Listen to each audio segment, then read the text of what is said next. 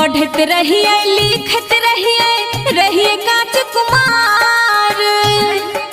सुनझी पढ़त रहिए लिखत रहिए कांच कुमार।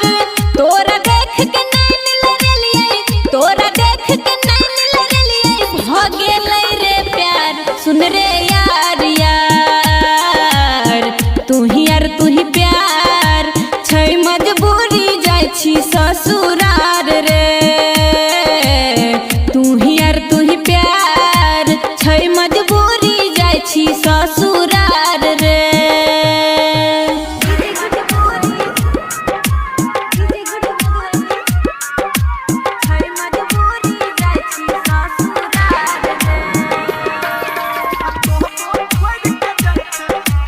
अभी आप सुन रहे हैं सावरिया म्यूजिक।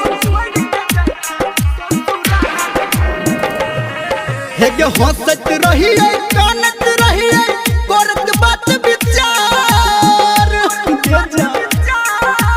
हंसत रहिए कानत रहिए करत बात विचार।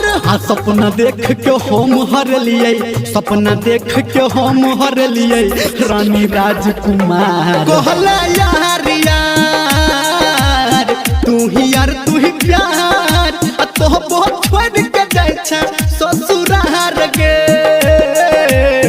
तू ही यार तू ही प्यार, तो बहुत छोड़ के जाय छ ससुरार गे। किया गे जा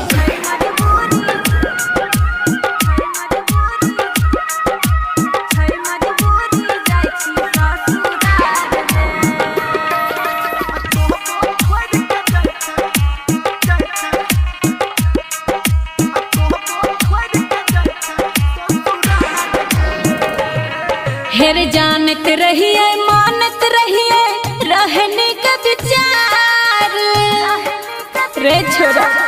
जानत रहिए मानत रहिए रहने का विचार। हमने तोरा साथ रहलिए, हमने तोरा साथ रहलिए, फूटल हमर कपार। सुन रे यार यार, तू ही यार तू ही प्यार, छै मजबूरी जाय छी ससुरार रे। तू ही यार तू ही प्यार, छै मजबूरी जाय छी ससुरार रे।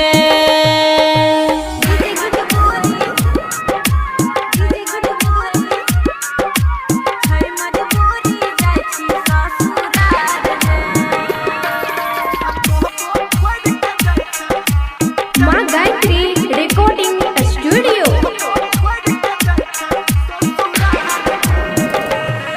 हेगे उठत रहिए बैठत रहिए कोके इंतजार।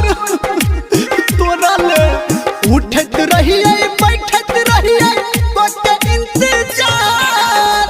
हम घड़ी में टाइम देखलिए, हम घड़ी में टाइम देखलिए, भ गेलै गे अन्हार। कहले यार यार, तू ही यार तू ही प्यार, तो छोड़ के जाय छ ससुरार गे। तू ही यार तू ही प्यार, तो छोड़ के जाय छ ससुरार गे। तू ही यार तू ही प्यार, छै मजबूरी जाय छी